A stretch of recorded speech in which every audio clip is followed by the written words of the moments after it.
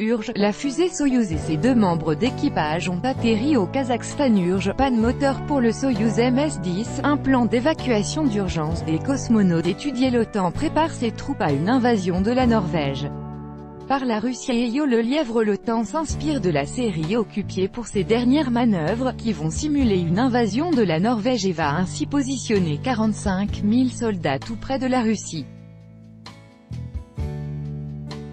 Si du côté de l'Alliance Atlantique, on assure que c'est un exercice défensif, Dominique Trinquant explique que ça va être perçu comme une démonstration de force par Moscou.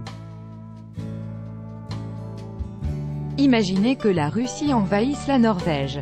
Ça ressemble furieusement au scénario de la série Occupé, mais c'est celui du prochain exercice de l'OTAN, baptisé Trident Juncture, qui aura lieu en Norvège du 15 octobre au 7 novembre prochain. Les scénarios d'un exercice ne sont jamais des scénarios avec des pays réels qui sont définis. Ce n'est pas la Russie qui est nommée, mais un pays qui envahit la Norvège, explique Dominique Trinquant, général de brigade et spécialiste des questions militaires.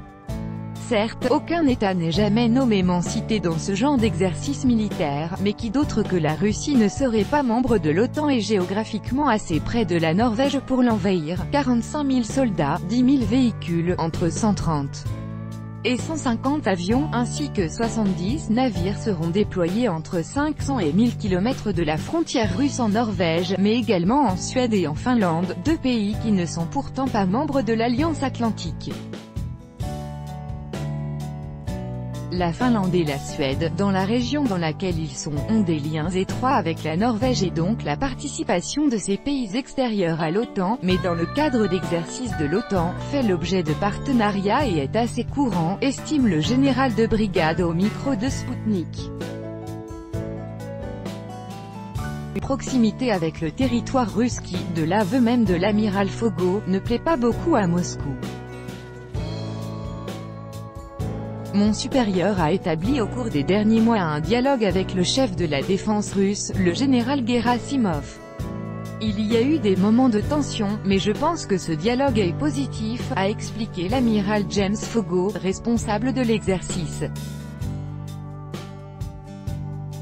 Dominique Trinquant rappelle que les exercices militaires sont courants au sein de l'OTAN afin de préparer des forces qui n'ont pas l'habitude de travailler ensemble, tout en reconnaissant la différence de perception entre occidentaux qui parlent d'un exercice défensif et russes qui y voient une provocation. Ce n'est pas plus provoquant que les exercices qui sont organisés partout ailleurs, mais ça va être perçu à Moscou comme une démonstration de force à la limite de l'acte d'agression. De l'avis de l'expert militaire, c'est d'ailleurs cette perception russe qui pousse l'OTAN à inviter des observateurs russes lors des manœuvres. La présence d'observateurs russes fait partie des mesures qui doivent diminuer les tensions. C'était une pratique dans les accords du temps du rideau de fer. Ces accords ne sont plus en application, mais le fait que l'OTAN continue à appliquer cette mesure d'observation est une mesure tendant à éviter l'escalade. Quant à la présence de volets cyber, spatial et nucléaires dans l'exercice Trident Juncture 18, Dominique Trinquant considère que cela reflète plus les nouvelles menaces que les tensions existant au nord de l'Europe. Le cyber et le spatial sont les nouvelles menaces et les nouvelles protections qui doivent être apportées. Il est normal que l'OTAN les inclue dans ces exercices.